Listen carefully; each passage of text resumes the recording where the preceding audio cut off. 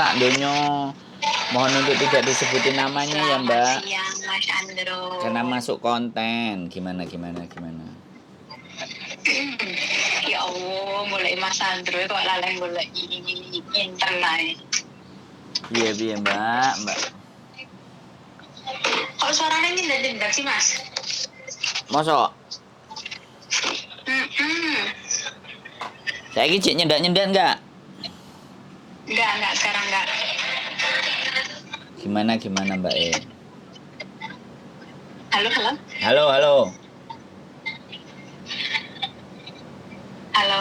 Halo, sampean ngomong Mbak, suaranya jelas kok. Suaranya sampean nyendak-nyendak kan dek kene ku. Sik, tak pateni tak telepon meneh ya. Oke.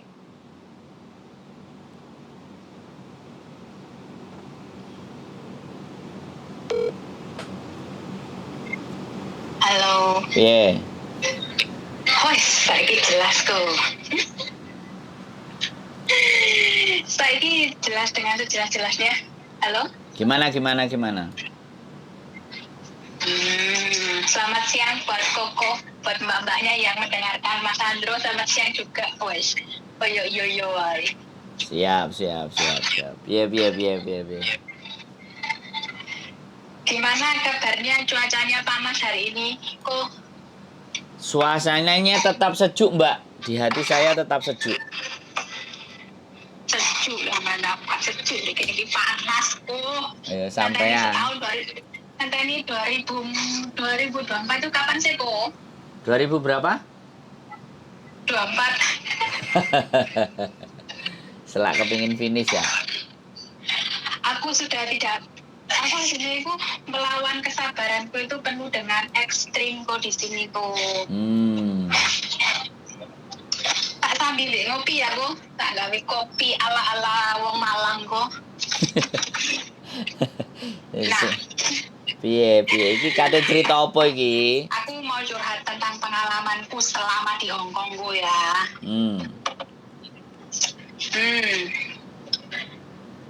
2012 kemarin aku pulang. Intinya dulu aku pernah kerja di Jinwan.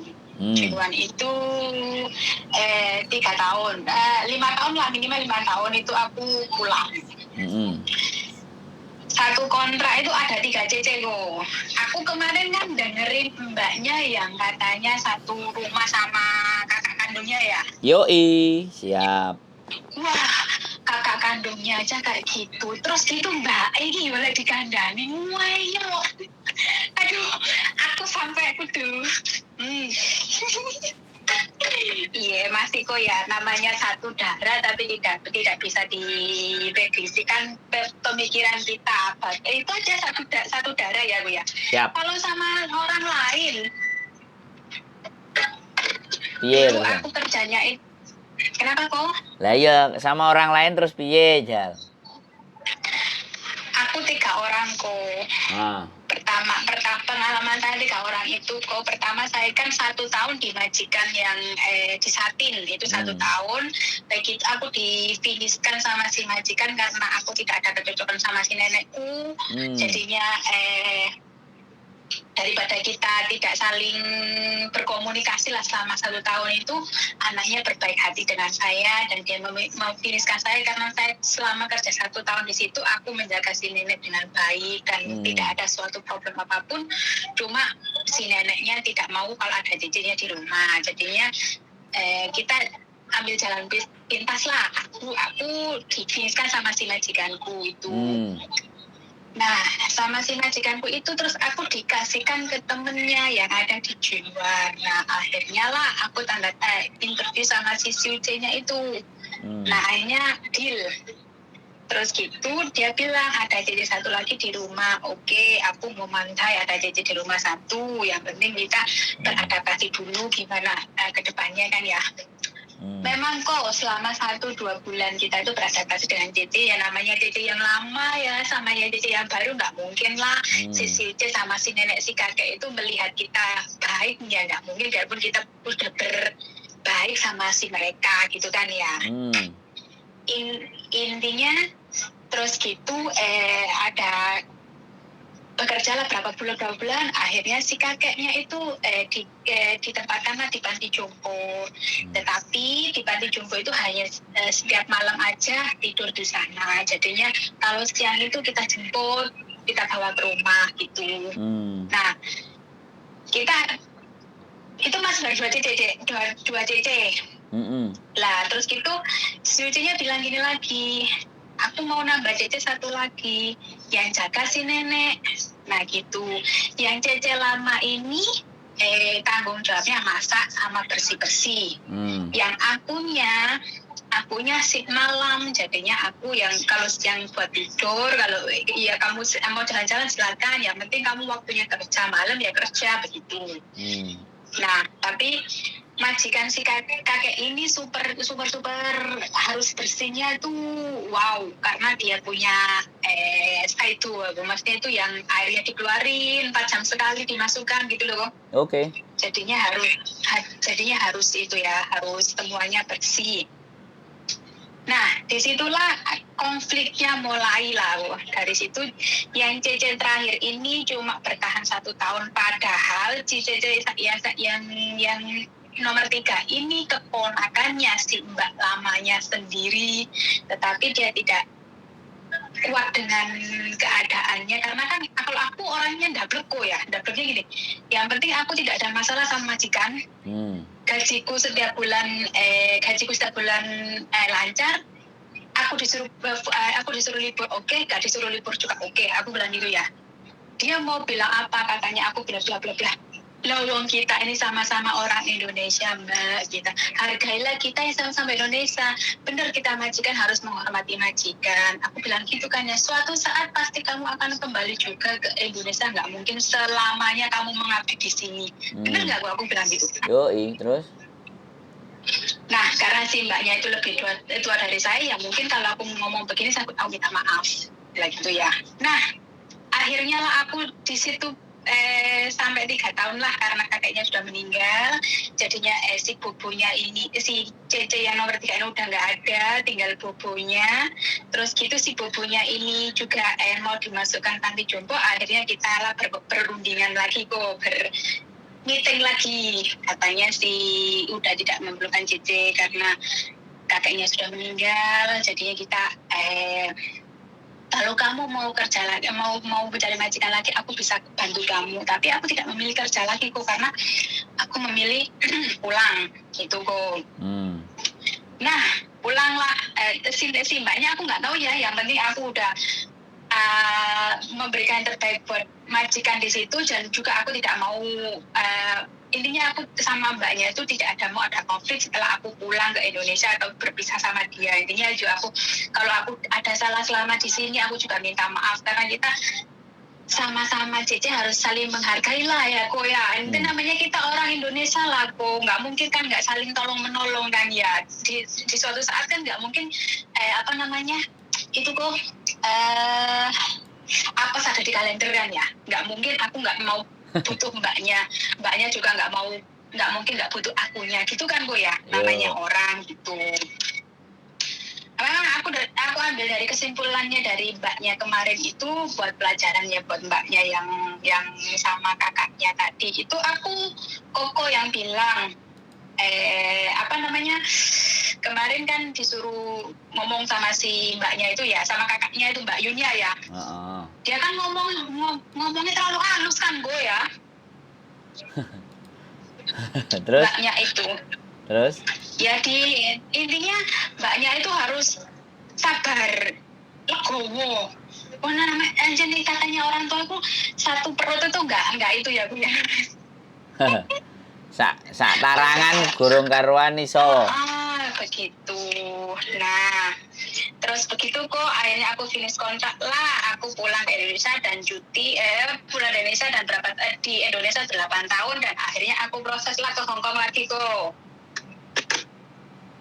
Halo? Ya, lanjut. Nah kok, dan bertahanlah aku di majikan sini dan dapat majikan ini selama 5 tahun di sini kok. Ini bosku lapo teleponnya.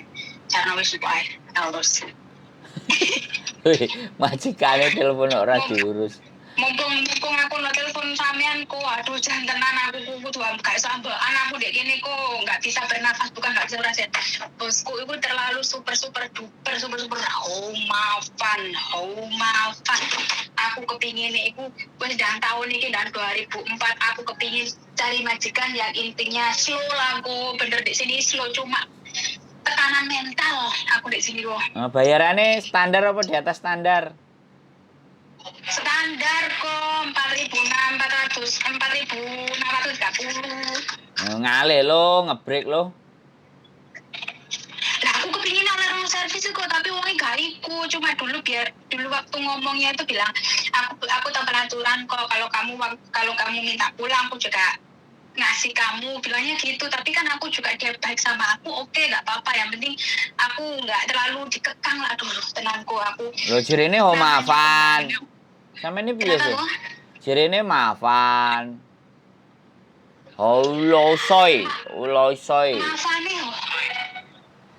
Maafan kok, tetapi ya aku bertahan di sini. Aku ingin menunjukkan bahwa aku itu ingin finish selama 6 tahun di sini itu tanpa ada ganjil-ganjil loh. Nah nanti sampean kalau finish terus ternyata, ya kan, finish dan ternyata misalnya nggak dapat long service, apa ora gelo sampean? Ya kalau begitu, kalau dia tidak ngasih ya berarti itu namanya bukan rezekiku kok, gitu ya. Legowo ae kok, mungkin ada rezeki yang lebih dari sana kok, lebih dari yang ini kok, gitu. Nah, kok pertanyaan saya sekarang kok mau tanya sama Koko. Kalau seandainya kan ada orang yang minat kerja ke Taiwan kok, saudaraku lah ya kok ya.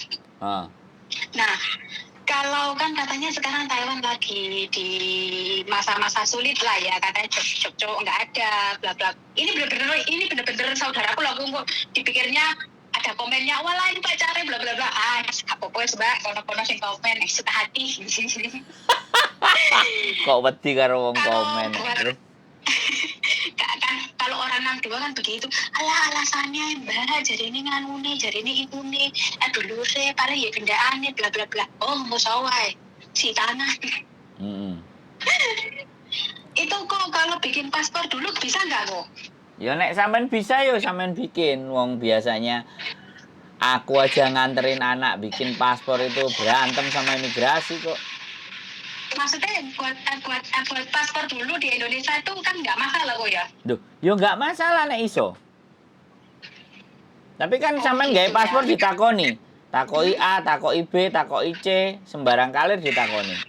Padahal syaratnya kalau mau bikin paspor itu KK, KTP, akte, terus data ijazah kalau nggak ada, terus kalau nggak ada lagi buku nikah, ya cuman kayak gitu aja. Tapi pertanyaannya sing tidak di dalam peraturan itu lebih banyak.